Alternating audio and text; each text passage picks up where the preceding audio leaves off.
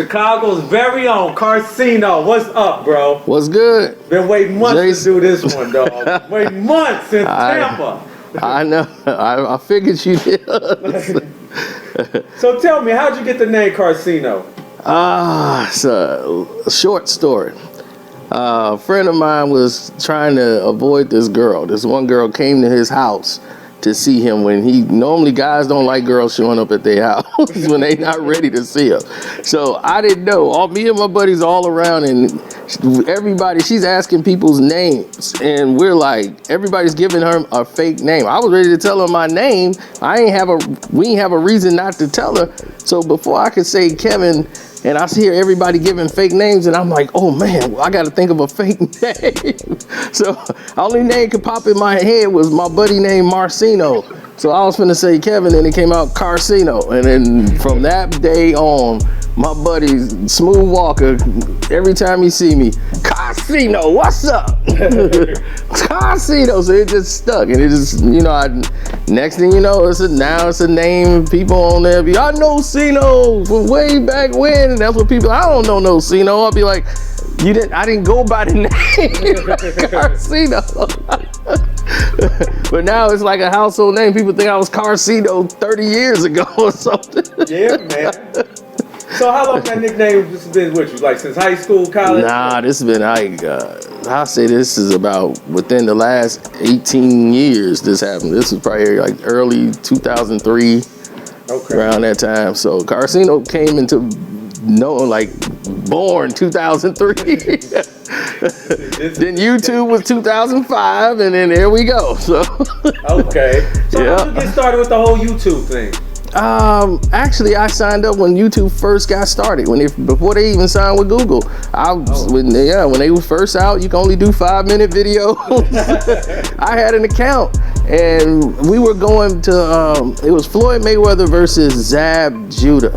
Yeah, it was Zab Judah fight, and I had a YouTube account. I never even put the video out. Just had the account. It was called Karceno. That was it. Mm-hmm. And I never put a video out or anything. And then all of a sudden, we had the fight was over and everybody was talking about the controversy. Roger came in the ring, and it was like, I think it was like a little bit after that, then the Bolomir fight got made.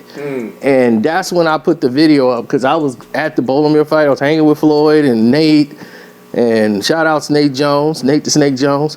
So I'm hanging out with Nate and Floyd, and next thing you know, I'm like, I got my camera, I might as well record this. Next thing you know, I uploaded on YouTube. That was my first video, is Floyd ring entrance to the Bolomir fight. Coming to the ring. I got my footage of him coming to the ring, and the royalty thing. He was like the gladiator, Roman gladiator. That's my first video. And I'm even on the HBO feed. You see me with my camera as he's coming in the ring. I was sitting right next to Andre Ward. Wow. Yep, that was crazy at that time. Of course, he was injured. So at that time, but that was your intro into first video I put up on YouTube. How'd that video do? I think it did pretty well. Then I ended up losing that account because I didn't know anything about strikes or nothing like that, copyrights. I'm putting stuff and filming it right off TV, off HBO commentating. I didn't know, they gave us no instructions at the time. So I got 3 strikes quick. I'm 3 strikes and I'm out. How did this happen? Was that the Boxing Socialist account? Because when I first No, it's not that one. Yeah, Boxing Socialist still live and going, man. We just changed it to Boxing Socialist and other sports, but it's still the same thing. It's still there. Okay. So the thing is that it was the original Karceno account. It was just Karceno. Then I had Karceno 2. And then they just flagged that one for no reason. I got that one back because of Blood Boxing. Blood Boxing said, yo, man, that video you did, all we got to do is fight the thing. Because I didn't know how to appeal. They didn't even teach us this stuff then. Right. So Blood Boxing was like, yo, you could appeal that. I was like, all right. I appealed it and I got my account back. But I had already made Karceno for life. And that was And that was in 2009, like the end of 2009. And I was explaining. I remember I went back recently, about a month ago, went back to my first video on Karceno for Life. I was like, let me go see that video. And I watched it. I cracked myself up. And I was talking about what happened with the old one. I'm like, so now it's Karceno for Life. What was the first one on Karceno for Life? The first video is me basically explaining what happened with Karceno 2 account. Cause now I'm like, I had like 10,000 subscribers on that one just started. Now I'm starting all over again. It's like, here we go again, third time. So I'm like, this is it. And I was saying, I'm like, this is it. This is the account. I'm not. It's Karceno for Life. You are not taking this one down. So now I was making sure we was gonna not get this one taken down. They've tried. All inside the lines. Oh gosh, they still trying. Yeah. Do you feel like you get the credit you deserve? Because you dropped some real jewels on there. Like last week, I was listening to the one where you was like, athletes, don't come in that bitch mouth because she'll put it on ice inside the champagne thing, and then somebody get pregnant you never even met before. You know what I'm talking about? Yeah, I remember that video. Yeah, that actually happened to an athlete before. That's why. A few, right? Yeah, it's definitely a real thing. You gotta watch it. It's people that pay. They pay money to set this up. You know, it's a business. So they get, next thing you know, a girl get pregnant who you have never slept with before in life, and you be like, man, did I sleep with her? Because now she got my baby, and how does she have my baby? Now I'm paying 30, 40 grand a month child support.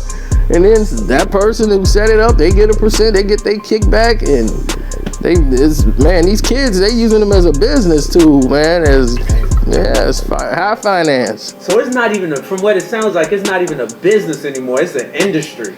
Exactly, it is. You gotta have doctors in on it and special techs that know how to freeze sperm or whatever. Yeah, it's not that hard.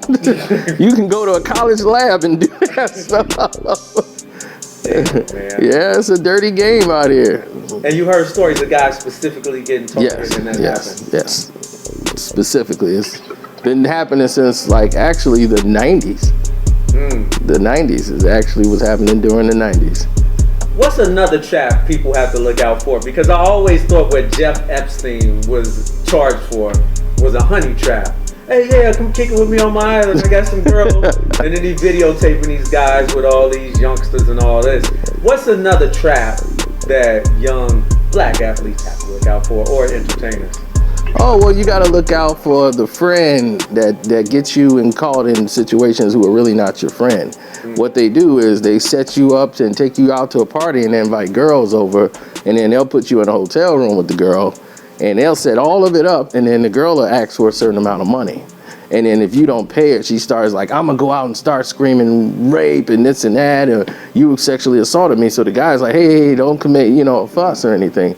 So this scam, and next thing you know, the guy, it's like it gets out of hand, and he'll probably either pay the girl some extra money to be quiet, or if he doesn't, like, hey, look, I don't have that kind of money on me, and I can get it, just don't, or the cops will come, she'll scream, say she was assaulted. Next thing you know, the friend comes back and said, look, man, I'm gonna take care of this for you, but you owe me. Even though he set the whole thing up. Right. You see, and you gotta look out for that, and a lot of athletes got caught into this. Some guy lost their job because of this same scam. One was on NFL Network, when it was on TMZ and everything. So yeah, so everybody's seen it, and they probably know. Watching this video, you'll see in the comment section they'll be saying that person's name. Yeah.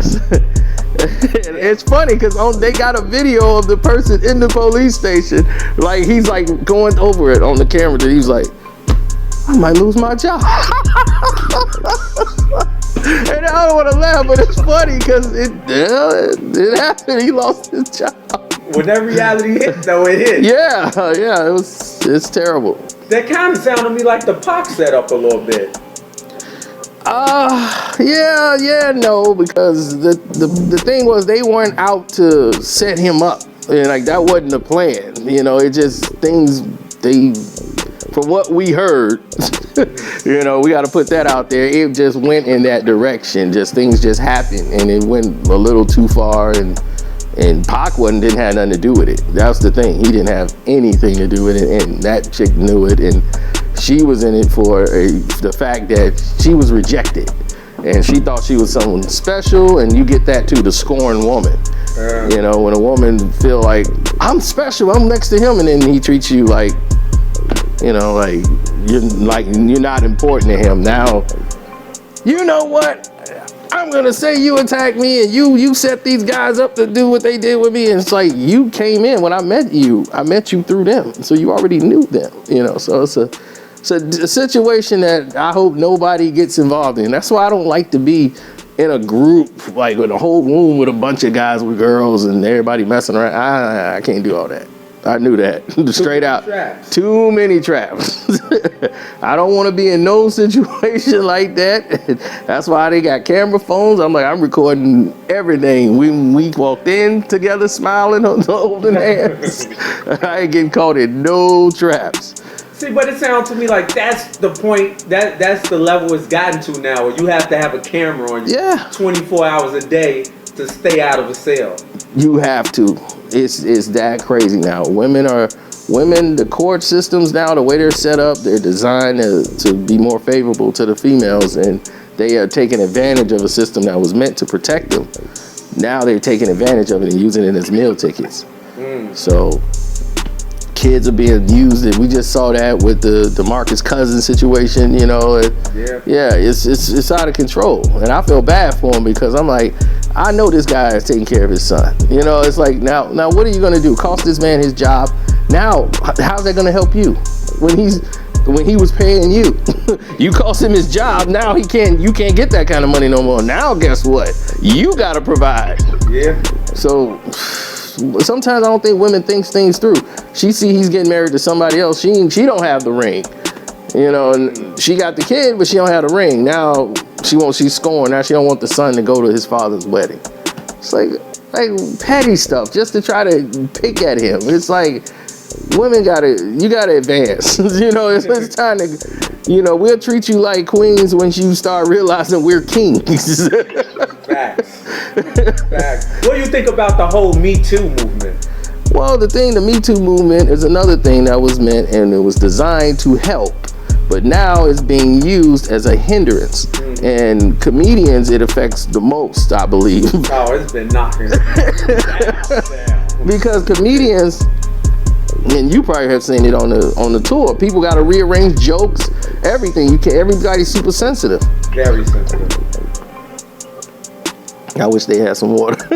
But the thing is everybody is now so super sensitive about every little thing that even the biggest comedians that used to could get over, like Dave Chappelle, or if they say anything, here comes the media, here comes TMZ, here comes all of this attention and this wave, and it takes away from what Me Too was about. It was supposed to help the women who were being victimized and strengthen them and make sure they had somebody to protect them. But now we see it seemed to be selective, because there's a lot of activity that happened to women of color that they didn't even have any protection from Me Too. I didn't see Me Too step up with a hashtag or nothing. Nothing. Right. Ever. Right. So when you saw the Jason Mitchell thing happen, and I'm like, this went on for like a year, and nobody from Me Too, nobody even got involved. They were blowing it off. And then Lena Wayne, who knew about it for a whole year, was still working with Jason. She was the one that's supposed to be advocate for the women and the power movement. That's why she had to come out, because she knew this looks bad on her. So she had to come out and defend herself, even though it's like, there's no real defense. You should have taken care of this, but you were trying to keep the show going. And it was like, hey, just calm down. Keep it down. Don't do it again. So it was just crazy. And the whole situation is that they're not helping. They're hindering. And it seems like they're doing it to get a check, a bag. And I've seen other corporations do that. I've seen Glad do that. They go out to people who they know are not disrespecting homosexuals. But if they say something borderline, if they can get a check out of it, they will. They did it to Kevin Smith. In his movie, Kevin Smith has an openly gay brother. He always put a gay character, some gay jokes in there, gay humor in there, and always would shine light with the gay characters in the movie. He always would put gay characters in his film. Why would you? And this was in the 90s when it wasn't popular. Yeah. You came after him and tried to say, because the one character said, that's so gay. And he was like, oh, that's over the line. That's exactly what's the line. She said, that's so gay. That's what the female character who was gay. In there, she said that, and they flagged Kevin Smith for that, and he had to pay so many thousands of dollars to the GLAAD. Wow. You know, and see, that's what I don't like.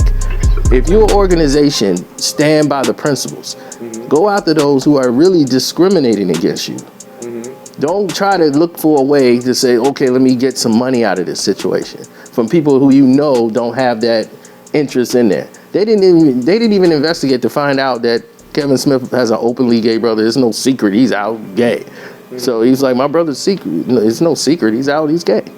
So he's like, and I didn't like that when they did that. I knew right then I couldn't trust a lot of these organizations because they all have an agenda, that they all looking out for self, and it's all about the bag. So there's always some extortion going on. Oh yeah, they got times out, like times up or whatever. I'm like, isn't that the same as Me Too? Well, they getting money. We want our own money. We don't want to be tuned with them. It ain't enough to go around. Times up is ours. Everybody trying to get a check, brother. I'm gonna come up with Me 3. I'm gonna be like, Me 3. I heard somebody was gonna come up with He Too. Speak about men. Yeah, I know. That's what I'm gonna say. Me 3. I'm be like, I'm with you. I've been discriminated against too. Me 3. Bring me in. Give me some money. And my mama, she got hers. Me 4. We all been discriminated against. Right about that. Yeah. So a lot of people ask me, they be like, yo, you know Karceno? I'm like, yeah. They be like, how is he so keyed in with everybody and everything? Would you let them know who you are, brother? So they stop asking me these questions. Oh, man. I can go through it really fast. Like, right where we're sitting right now, we're about 5 minutes from where Kel grew up, from Kenan and Kel. Mm-hmm. Kel grew up about 5 minutes from here. He lives right around the corner from me. So We grew up together. Him and my cousin was in a rap group together. So he applied in Orlando, became famous, went there, became the big Kenan and Kel, and got the big show, all that. And the same time, when that was happening, I was taking up boxing at the boxing gym on the west side, ran into Nate Jones, saw him boxing in the park. Me and Nate got cool, and I went to see him fighting the amateurs. And then there was this little kid that came in with all this mouth named Floyd Money. He wasn't Money Mayweather then, and he was still the same way he is today. This was before Pretty Boy. Before all of it. He didn't even have a dime in his pocket and said, I'm the best fighter in the world. And he meant it. And he went out there and he was light years better than everybody that he fought. Yeah. And it's like 15 years old. And I'm like, jeez, look at this kid. Like, how does he know how to move and hit and slip? I'm like, he can't get touched. So after that, him and Nate became real tight. So that's how, like, we kept it. And Nate ended up going out there with Floyd and Grand Rapids, and all my family's out that way. So I was connected with Floyd that way through Nate. So Nate Jones is the only reason I knew Floyd. So when that happened, and then the thing with Kenan and Kel blew up with all that, it just got huge. And they came out with their own show. And my cousin performed on the show with him. We met Nick Cannon through this, Kenan Thompson, and Brian Robbins is the producer of the show. And Brian Robbins was here doing Hardball, that movie with Keanu Reeves and the Cabrini Green Projects, the baseball team. Michael B. Jordan's in that movie. He's a player on that team. So I met Brian Robbins there, and we talked, and this was like in 2000. So all of this is going on. And when this is happening, Nate is fighting for Don King. At the time, he went pro. I'm over here, I'm connecting with him. I've talked to Nick Cannon. We still got a good relationship with Nick, Kel, the whole thing. So now I see all the music artists that always used to come on all that, because Brian Robbins was working with Def Jam. So all the Def Jam artists start coming over and doing acts on the show, all that. Method Man, all of them, Keith Murray, all of them, they all start coming over. So I got a chance to fraternize, meet with the managers, meet with a lot of people. Synergy. Wasn't even trying to. We were just hanging out and here, my buddy here at Tony Sports. That's when Tony Sports was huge, and Mr. Wax, Dr. Wax over here with the record stores. Right? Yeah, Coops Underground, and all the musician artists used to come here. See, that's back when rappers used to travel and go to the record stores and actually meet with the people, the fans, and everybody. So I met Capadonna, I met the Wu-Tang, I met Ghostface. I got hit with a bottle by Ghostface by accident. What? Yes, at a concert. The Wu-Tang concert, they got into it with the moles over there on at the, gosh, what is that? It's right across the street, Operation Push. It was the concert at Operation Push across from Revis High School on Drexel, on 50th and Drexel. And the Wu-Tang, Ray and Ghost was there, and they had King Just. And it was right when the Wu-Tang set came out. Pink House had set it up. I remember. Pink House. Yeah, rest in peace to him. Yes. And they were throwing bottles on the stage at Wu-Tang. I'm sitting there taking pictures with my camera. I'm standing in the chair. Next thing you know, a bottle comes, Ghost throws it. And I see it leave the camera, and I'm like, wonder where it go, and it cracked me. Crack! Damn. I fall down. I got a cut under my eye. I got my Wu-Tang album in my memorabilia. They carrying me in the back, blood everywhere. And then it was funny. Once I got hit, the dudes who came in throwing bottles was like, we gotta get out of here. Wu-Tang for real. I'm like, Wu-Tang Clan ain't nothing to fuck with. Yeah, so they end up, they paid my hospital bill and all this stuff. So, yeah, we was all good. But yeah, Ghost cracked me with the bottle. And they asked me, the police asked me, and I wouldn't tell them Ghost. I wouldn't give them up. Get into it with the moles, though. They believe because it didn't have nothing to do with them. It was when Method Man came here, they were mostly hanging out with the Gangster Disciples. See, we from the shop. We know, right? So we know what was going on. They was hanging out with the G's, so it was just rumors that Wu-Tang is folks. And back then, you're not that's how it used to be. So that's what it was. The Method came down there, was hanging out in the G building and everything, and it was like, oh wow, that solidified the whole group as being Gangster Disciples. So when they came here, they got shot at first. And that's when they went in there and extorted Pink House for more money. They were like, look, this is supposed to have been a promo thing. Now we want to get paid because dudes is out there shooting at us. So the moles really came out. What was it? You say the G, but was it the 220 down on 63rd? Or? I think he was down there like the Wells. He was hanging around or something like around that area. He was with folks for real. Yeah. He was with some real folks. I don't know what they were doing down there, but Method Man was there. They had video for it and everything. So the moles took the offense to this when Ray and Ghost came here, and it was for some they were really livid with Wu-Tang, and I'm like. I was like mind blown by this whole thing. Like, dude, what is you doing? They gonna ruin the show. You keep throwing bottles on the stage. Man, it was crazy. That's why I be telling New York cats. I remember Eric B. and Rakim came out, and Rakim had a part on the left side of his head. Yeah. He swore he was a stone or a lord or something. I'm like, dude, this from Long Island, New York. He don't know nothing about this. They did the same thing to Jay-Z on the Streets Is Watching on the video Face Off. That he did on the Streets Is Watching DVD, and he throws up the rakes accidentally. I don't think he even know what he was doing. He had a cigar in his hand, and he was throwing up the rakes in the video. Right then and there, all the Gangster Disciples roll with Jay-Z. He folks for real. Yeah, that's all I said. Oh my goodness, and that's how it used to be. And the only person that really rolled with them was Mr. Prince, Mr. James Prince. Right. Yeah, when he came here, they made sure he was at the amphitheater, and Ghetto Boys, they always performed there, and they was taken care of. Oh, of course. Yeah. From Long City, right? So, Right. I hear that Cameron used to hang out with the boys out west. Oh yeah, but I don't know that connection. Yeah, it's a lot of them that used to hang out west, like Jimmy especially did. They had some things happen, then it didn't go well. Didn't work out for him. Nah, there's a lot of people wanted to, they shorted some. It's about money, of course. Of course. Some money got messed up, and things happen. Jimmy got banned. A little bit, yeah, a little bit. See, that's something a lot of cats don't know. I try to tell them about Chicago. I say, these organizations will ban your ass from this city. Because I know of a lot of hoopers that's been banned from this city. Yeah. One that used to play ball in Minnesota had a problem. Yeah. They told him not to come back here, and he didn't come back for like 4 or 5 months. Yeah, we know that. When he started balling his tall self out there in Mount Prospect, I'm like, what are you doing in Mount Prospect? With Ronnie Fields. I'm like, dude, Ronnie Fields, him and Ronnie Fields was out there. They was hooping at the Recplex in Mount Prospect. And I saw them there because they got basically ran out of the city. Don't come around. That's what I love about Chicago, man. Is hoopers and gangbangers. Did you ever ball?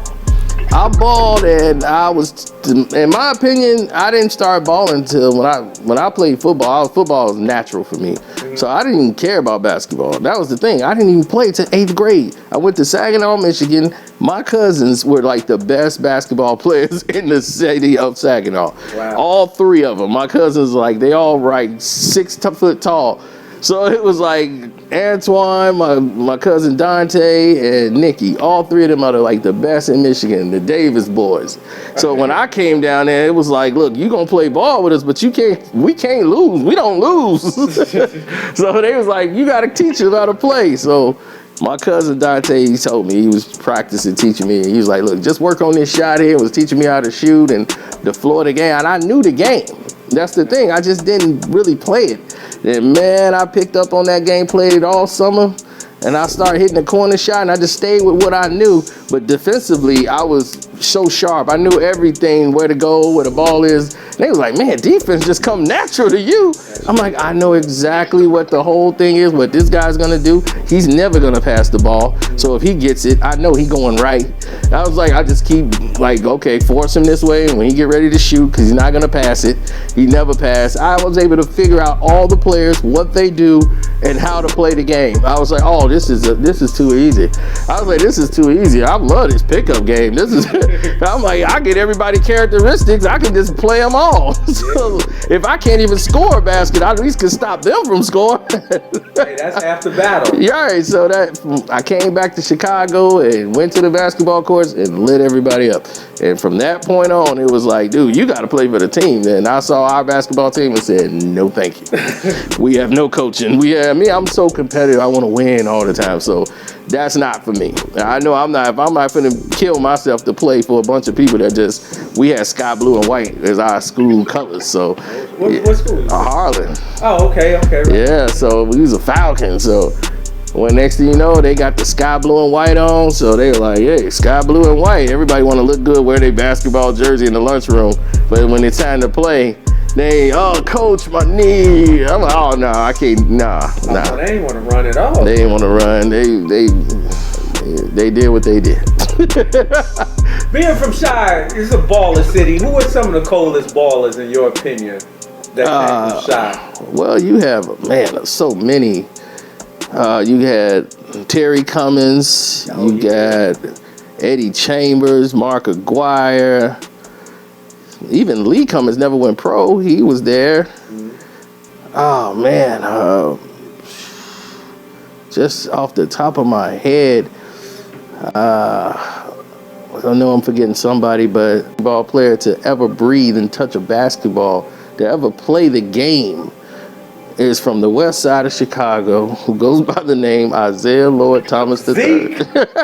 Zeke. The greatest basketball player to ever live is right there. Better than Jordan, better than Bird, better than Kareem, better than anybody you can name.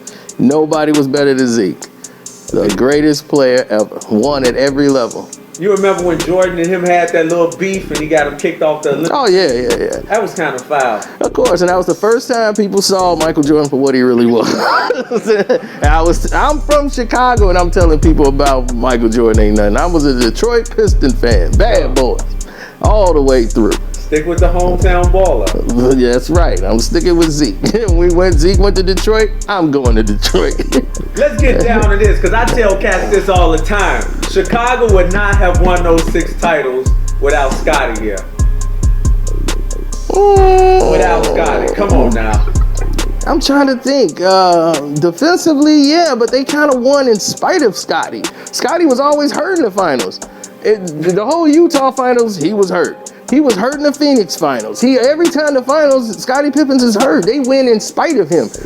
He was getting punked in the Knicks series. They went 7 games with the Knicks because he was scared of Xavier McDaniels. I remember. He was scared of Dennis Rodman and the Pistons for so long. I'm like, dude, you 6'9". What did you be 6'9"? He started leaking from the eye. Man, he got pushed and he was scared of Dennis Rodman.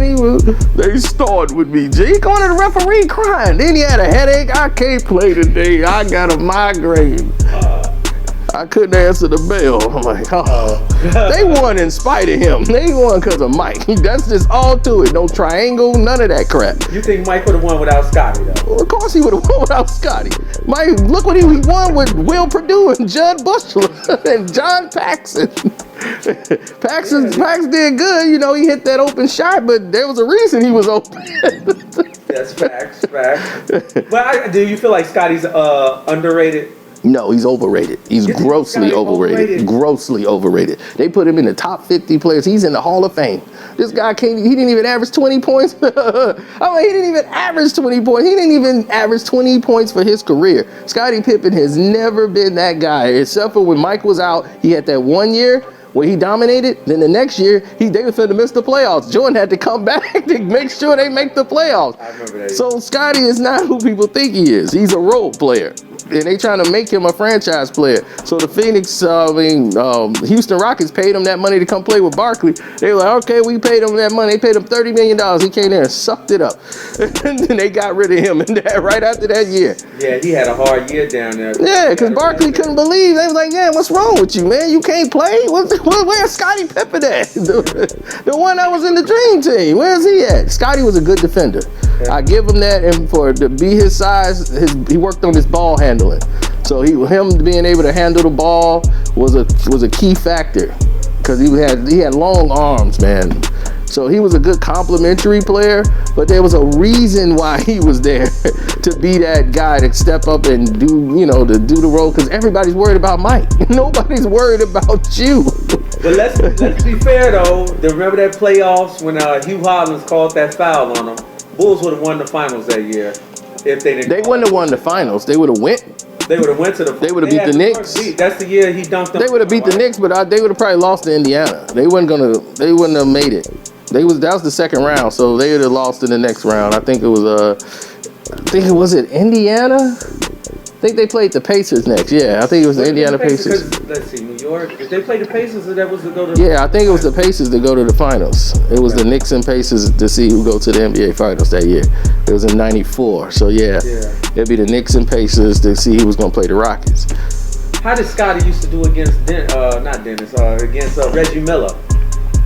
Oh, he was put the a little bit, but he didn't stay with Reggie. He didn't really guard. Michael normally guarded Reggie when they played, because Reggie run you through picks. He'll run you through 15 picks. Scottie can't keep up with Reggie when Reggie's doing all that. He'll get free from Scottie. Mike is more athletic, so he can get around and take and run through those picks and stay with him. Mike had that type of energy, right? But he couldn't get free from Scottie. He could get free from Scottie. He's done that 1,000 times and hit it on Scottie.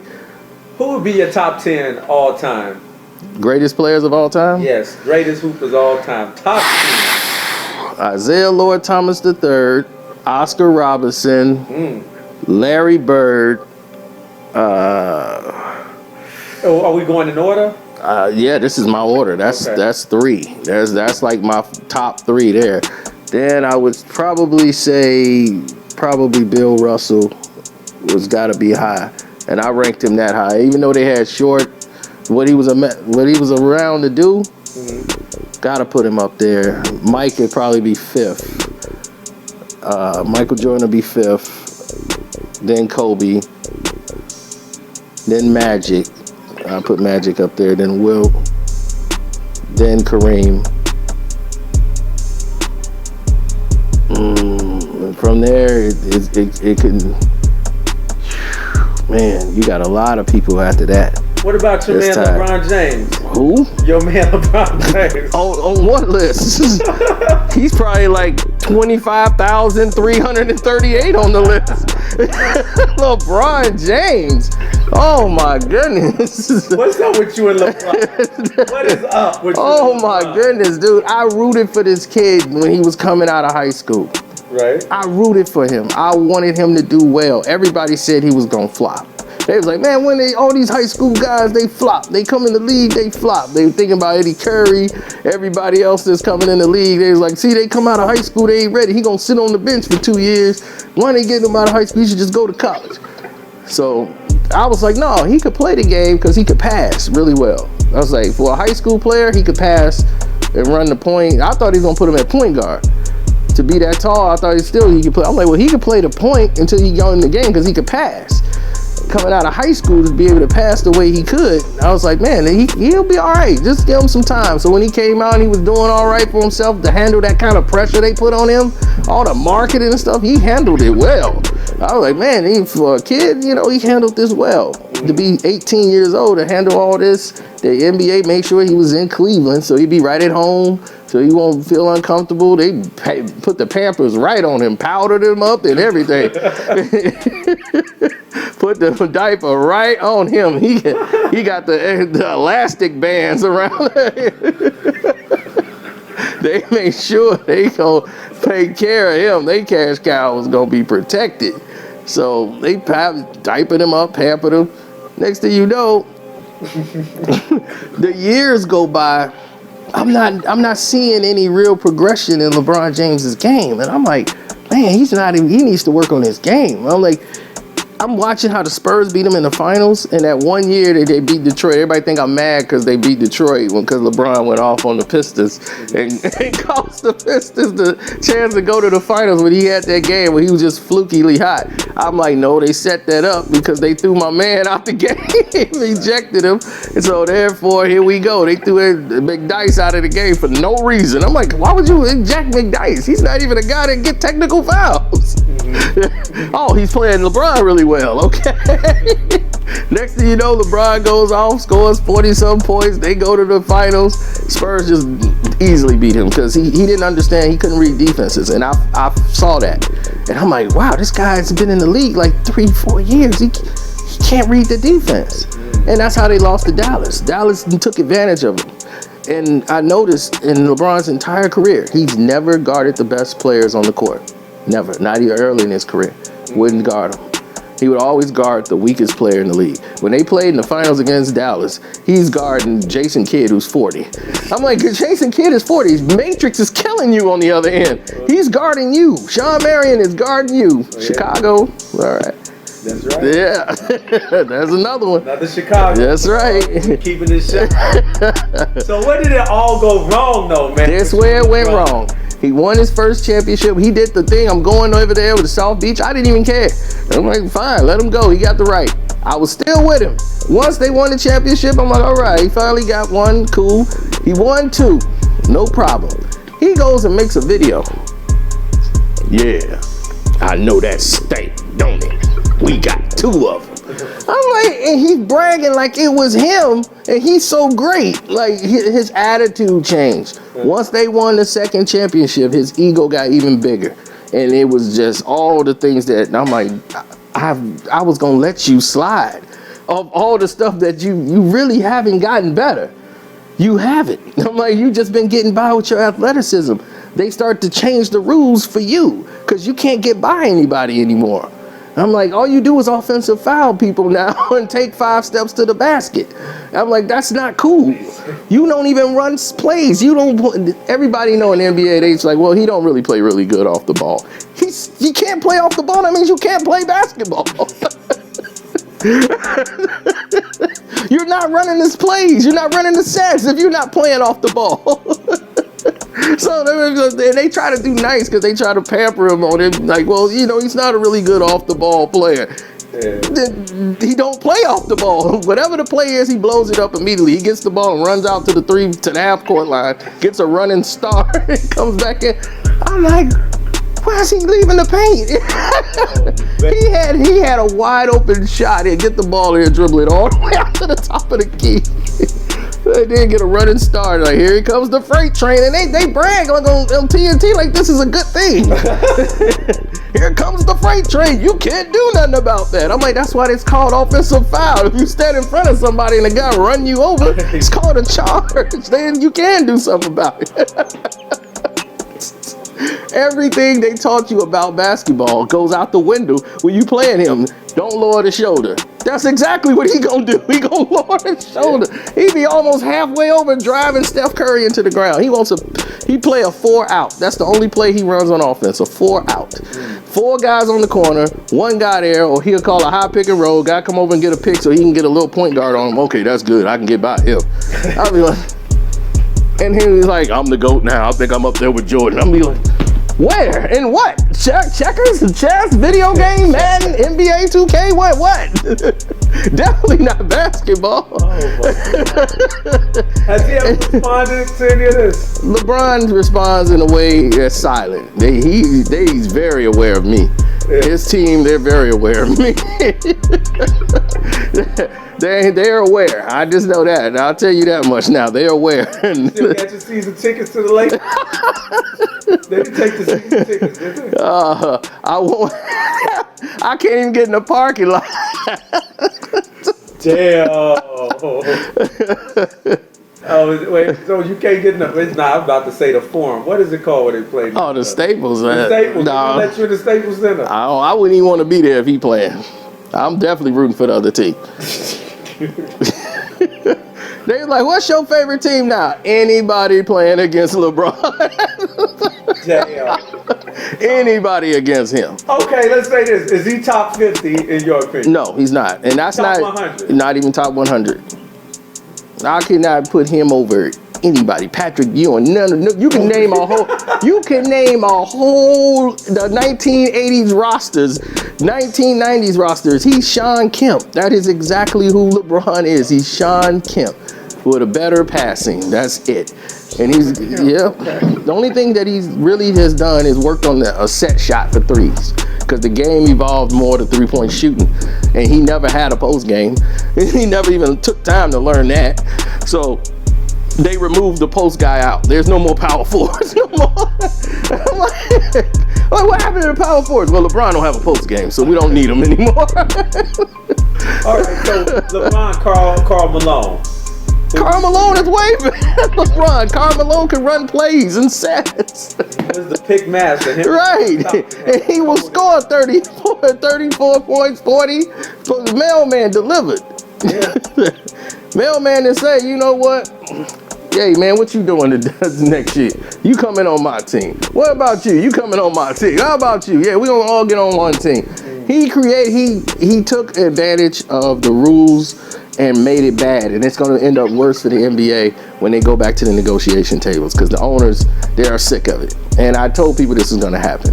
They created a monster, and because they created this monster, he got his so-called sports agency that's not his best friends got it. Rich Paul, the guy with the high school education. Oh. He'd be like, he can't even spell his name, Rich Paul. I don't need no college. I'll be like,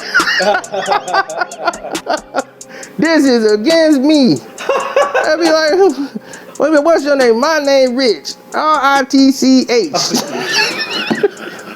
Rich Paul. P-A-L-L. Damn, man. Yeah, so when you say he responds silently, how is he responding silently? Well, I've been having mysterious things every time I post a LeBron James video. If I put hashtag LeBron James, can't put a hashtag LeBron James on none of my videos no more. No? Mm-mm.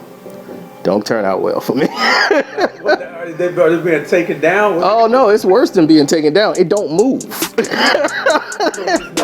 It's like nobody's like 300 views. I'm like, 300 views? I got 170,000 subscribers. I could sneeze and get 300 views. Yeah. Oh. I'm like a video about LeBron James with me on it, and it's get 300 views. I was like, okay, I see the game they're playing. So you can't hashtag LeBron James no more. No, can't do that no more. What about just a video with his name in it? Can't even do that. There's no traction. Nah. And so you gotta get smarter and creative. So yeah. Change the titles. Yeah, they playing their politics, but hey, the people get to still hear me. They mad about it, but they gonna have to just be mad because I'm gonna keep telling the truth. That's a powerful force, though. Yeah, he's a powerful person, but hey, the truth is the truth, and I ain't broke no rules, so I ain't breaking no laws. I ain't saying nothing that's disparaging. I'm not attacking his kid. I'm talking about him and what he's doing. He's corrupted this league. He's done everything wrong in this league. He done ruined the historical value of the All-Star game to make it all about him. LeBron's team. Team LeBron versus Team Curry. Now it's exciting. No, it wasn't exciting because you want to put players on your team because you can't win on the East. We ain't got no good players. There was good players on the East. You suck. So you couldn't beat the West. That's just what it was. So he got tired of losing in the All-Star game every year, so now he want to change it up. The problem wasn't the All-Star game people on the East and West and switching it all up. That wasn't the problem. The problem was you weren't playing. Y'all were just sitting out there letting people dunk and y'all having conversations on the court. It's like, dude, y'all gonna even play? This is boring. Ain't nobody even watching this.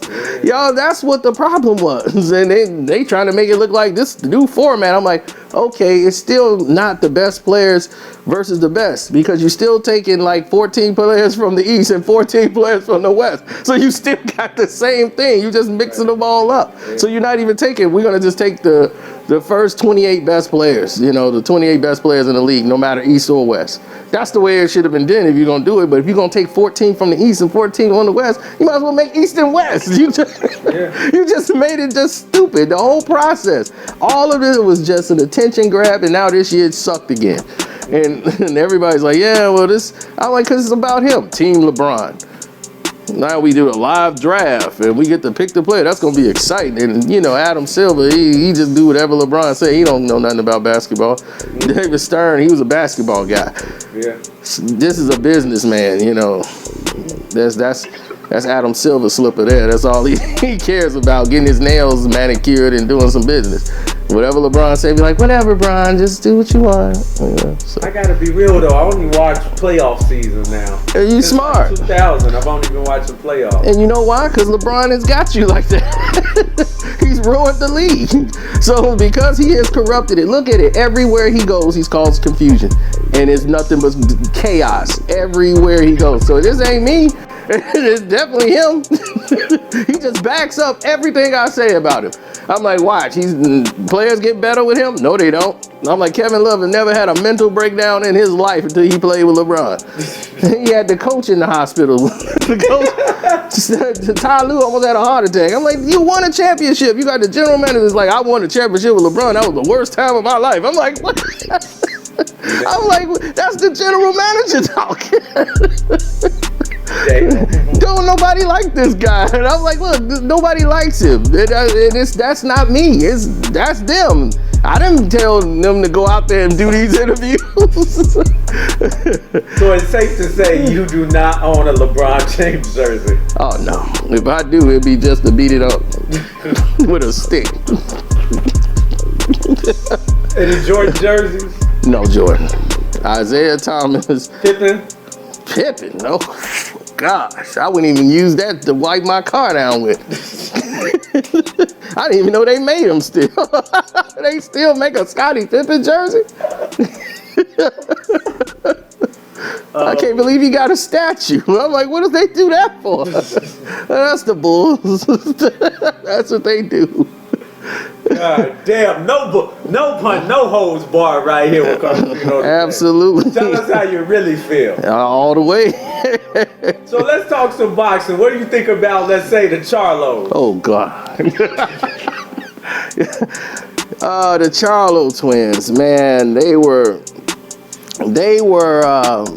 great kids coming up that Sean Craddock knows. He's the co-owner of Boxing Socialist with me. We both own it together. And they're from Houston, and he's from Houston. So he used to see these guys in the gym all the time. And Sean used to box as an amateur. He boxed in the Army. So when these guys were fighting, you know, and coming up as kids, they had a coach out there, Coach Knight. He used to be with them a lot and see these kids. They used to get them money for candy and stuff like that. He like, Coach Knight, you got any money for candy? Like, oh yeah, sure, kids. Then they got with Ronnie Shields, and then they started, you know, being showcased on our platform, because Sean would go to the Plex gym, meet with Ronnie Shields and record them, and put videos out on them and put them on the website and put them on the showcase, like on the big one. We had a big video on the front and put the Charlos out there. So he has all this footage. He went out, hung out with them, was friends with the uncle. And next thing you know, an article was written by me. I wrote the article. And I'm sitting there writing the article. And in the article, it was another fighter speaking about the Charlos. And the other fighter didn't want to go on record because both of them are on Al Heyman's, you know, thing. So he's like, I don't want to cause no waves. But and he's like, I was just saying, he was just breaking them down. He was like, I feel Jamal got more dog in him than Jamel. You know, he's just Jamel. I don't know if it get too hot. You know, I don't see him having that dog, you know, to bring it out in him. But he's like, Jamal got a lot of dog in him, you know, and that's all he said. All he said about the Charlos. That was, and all of a sudden, they read the title. It was like anonymous. It was like a fighter gives his opinion on the Charlos or whatever. And one of their friends read it and said, "Boxing Socialist is dissing you." Told it to them. So they call Sean and they go off on him. And they like, we want to know who that fighter is because we don't want him in the gym and we got to spar and we doing all this. Like, we don't want to be around this guy at all. So they was like, he's not somebody that's really in your gym. Like, he was like probably there one time and that was like it. And next thing you know, they want to know. And then Sean's calling me like, dude, can I tell him? Like, they just want to know. I'm like, you know what? Tell him. Tell him. It don't matter. It's not going in the article, so go ahead and tell him. So he told him, he was like, what? Okay, cool. Now, you cut off. We don't take all our stuff down. You are no longer in business with the Charlos. We were like, we didn't get any traffic or hits off the Charlos whatsoever. I swear to God, we got it. I'm like, they talked as if like they were Floyd. Like, Floyd Mayweather's like, take my videos down. I'm like, if you're not Manny Pacquiao, you're not Floyd, you're not Adrian Broner, you wasn't getting that many hits on our page. They hits with like maybe 35. So the way they was talking to him, and I was like, you know what? Sean was like, man, I can't believe this is happening. They tell him I'm barred from Plex. I can't come up there no more. I'm like, Sean, let me talk to him. I'm gonna call him. Sean gave me the numbers. I called Jamal.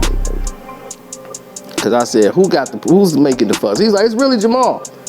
So I said, well, I want to talk to Jamal. Jamal had a title fight coming up. So he's like, his first title fight, you know. So Jamal he gets on the phone. And then he was, oh man, I already talked to him. I'm like, well, you talking to me?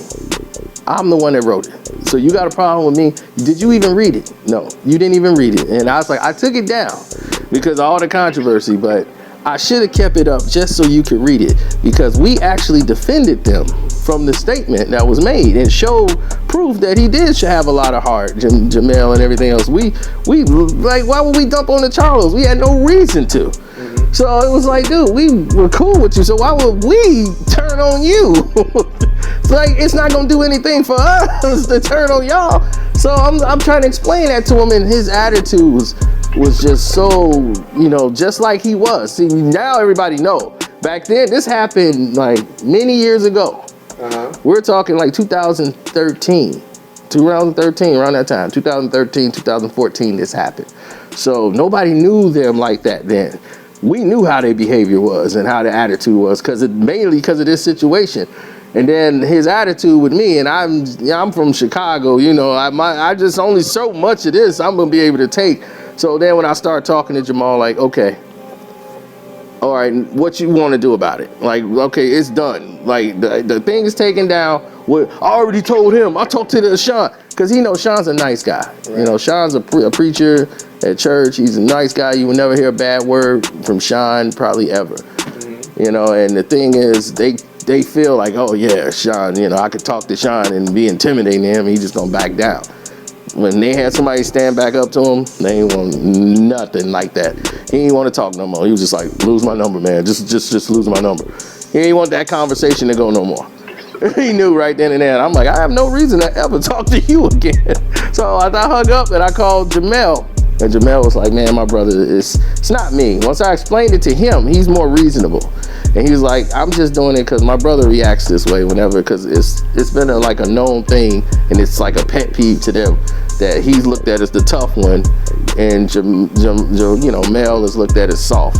And he's like, that has been going around for a long time since they've been like younger and stuff. And he hates that, Jamal, so he defends his brother.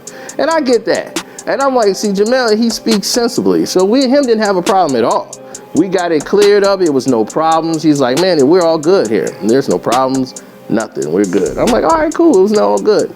Next thing you know, Sean was like, yeah, I was up there and it was still kind of weird.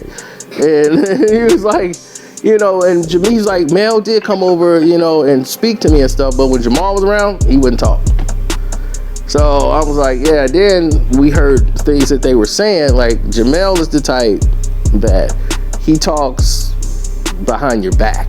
Like he'll be in your face and be, oh man, we're all good and love, and he'll go behind your back. Don't let anybody care about them. No way, they ain't nobody. That's how he is, and we found that out about him. That's how he moves. And he came up, hugged Sean, everything. Right. Then as soon as they gone, then he back with his brother. And I'm like, man, screw that, man. I'm like, oh, that's fake. I'm like, I'd rather you be over there with your brother. Just stay over there with your brother. Don't come play nice with us to be cool, then go run back and support that. No, sorry. Just stay over there. Don't come back. So over the years, you start to see them. Now, they work really hard. Now, I can never take that away from them. They are great, talented fighters with athleticism, but they don't know every damn thing about boxing. And it is very evident that a boxer can beat them, and PBC knows. So they know how to keep putting them in with the right type of fights. I've seen Jamal get exposed by a guy who didn't fight for 3 years, just 2 fights ago. This guy been out for 3 years, this Russian guy, and he basically almost beat him that night. So they know what they got with them. They're just trying to, hopefully they don't ruin everything before they get up there. And I knew that Jamel was going to lose his fight. The fight he lost. And I saw the fight, I'm like, you lost. You got outboxed. Against Harrison. Yeah. Because he can't fight someone who knows how to box and go backwards and use the jab and use angles. They use athleticism and power, and they fight with a ball fist. And you got to start thinking, like they just totally aggression. It's like, that's what Harrison Tony talked to me. He's like, man, these dudes are like the first day guys that come in the gym at the Crump. So we've seen this so many times. I've seen their style. It's so easy. He's like, it's really easy to fight them. And he's like, I know I can do even better in the rematch. He wasn't scared at all. He really got injured. He's like, I'm not going to go in the fight with an injury. And he really means that. And I know he can, because I know he can box. His jab is really educated. And he throws it in different speeds, different angles. And he could win that whole fight with a jab. Because, they looking to take somebody's head off with one punch. How do you think the fight would have looked against Charlo and Hurd if that would have happened at 154? At 154, they would have had the opportunities early in the fight. Mm-hmm. But I don't know how it would have went as far as the duration of the fight. Hurd is a big guy. He uses his size a lot. But they're big too, and they can hit just as hard. But in the first couple of rounds, it'd be dangerous for Hurd. And those are the dangerous rounds for him, because he's someone else just, not really skilled. Like a basketball player that came into boxing, and he's not that skilled, and there's a lot of things he don't know, and fighting a J-Rock is dangerous. Every fight he's been in, the guys basically was winning on the scorecard. They just couldn't get to the final scorecard. I mean, Laura was beating him, everybody was beating him. Tony Harrison was beating him, and everybody was beating this guy. He'll normally stop him late in the fight because his attrition. He just keeps coming, putting the pressure on him. But eventually you're going to run into that guy who's crafty enough to beat you, and that style fits their style. In a Philly style, all J-Rock needed was to have a conditioning coach to get him in shape for what he was going to have to go through in that fight. And that strength and conditioning coach made the difference, because his style was tailor-made for J-Rock. J-Rock, he loved if somebody just going to come forward like that and just and he could just use all his moves, his inside fighting. He's an inside fighter. I'm like, he's a Philly fighter. I'm like, you in trouble coming in there trying to fight that style. I was just worried, like, would he break down, like, and then would he have enough to make it to the end of the cards? Because if he go to the end of the cards, he can win by decision. So I just knew it, but he not only did that, he hurt Hurd early and surprised him and put him down, and that changed the perspective, because I'm like, wow, he hurt him early and got him on the ground. Now that was something totally shocking. So now that changed the narrative of the fight, and Hurd was at home and he felt a lot of pressure. He was embarrassed, so he had to step it up earlier than he normally was prepared to. So what's up? I'm glad you guys have enjoyed this blast from the past to show you where we came from, how we got to where we are today, and this interview has been like a classic. You've been seeing the Lebron bits go everywhere, getting hundreds of thousands of views here and there, and just from a clip, now that shorts have become the thing. And to think this was 3 years ago, almost 4 years ago now. So shouts out to Jason for coming to do the interview. Appreciate it all, man. It has become more of an epic performance. This was before I really even met Kwame when we ever had a conversation. So it's just amazing to see where we were at that point to where we are now. It's just been an incredible ride, and we're still on it. So just wanted to give everybody a chance to see the full thing, because a lot of people just watch a clip and they all then ask me what's going on. And I don't know what's happened with Jason. I have to find out what's going on with him. Call Nate, somebody, and see what's up. But blessings and peace and love to everybody. Don't forget to follow the Patreon, the Karceno for Life Patreon. Join that. Don't forget to hit the subscribe button.